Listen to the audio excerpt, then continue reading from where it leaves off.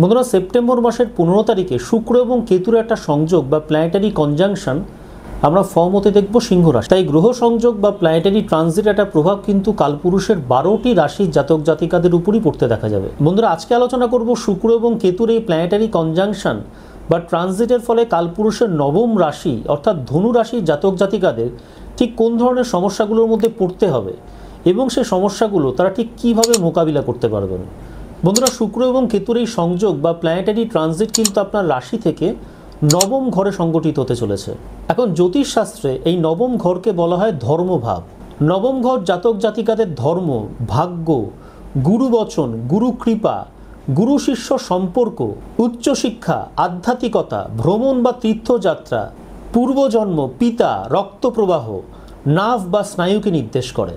তো ধনুরাশি জাতক জাতিকাদের কিন্তু সমস্ত বিষয়গুলি এই 24 দিনের টাইম ফ্রেমের মধ্যে এফেক্টেড হতে দেখা যাবে। বন্ধুরা, তাহলে আমরা একটু দেখে নেব এই 24 দিনের টাইম ফ্রেমের মধ্যে ধনুরাশি জাতক জাতিকাদের ঠিক কোন ধরনের সমস্যাগুলোর মধ্যে পড়তে হবে। বন্ধুরা, ধনুরাশি জাতক জাতিকাদের মধ্যে যারা শিক্ষকতা, ধর্মীয় কাজ, আইন, দর্শন, বৈদেশিক কাজের সঙ্গে যুক্ত হন। বৈদেশিক কাজ মানে কি?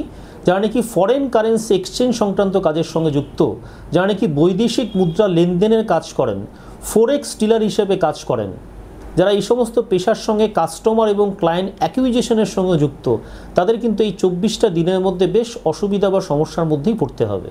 এই 24টা দিনের মধ্যে ধনুরাশি জাতক জাতিকাদের কিন্তু তাদের অতীত নিয়ে অর্থাৎ পাস্ট লাইফ নিয়ে অতিরিক্ত চিন্তা করতে দেখা যাবে। পুরনো স্মৃতি তাদের তাড়া করে ফেলবে। এই 24টা দিন আপনাদের মধ্যে মানসিক ক্লান্তি ও হতাশা বোধ কাজ করবে। অপ্রত্যাশিত হারে কিন্তু খরচ বাড়বে। আমি দৈনন্দিন খরচের কথা বলছি।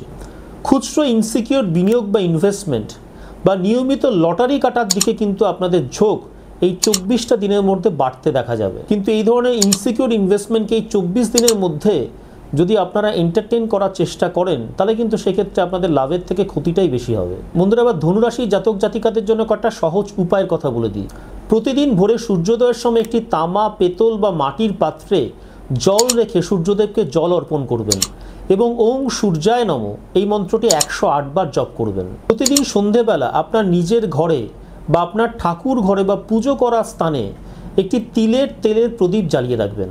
যে কোনো শুক্রবার আপনার এলাকার কোনো নিকটবর্তী আশ্রমে গিয়ে অভাবী ব্যক্তিদের মধ্যে কাঁচা কালো তিল, কালো কাপড় এবং কম্বল নিজের সামর্থ্য অনুযায়ী দান করবেন।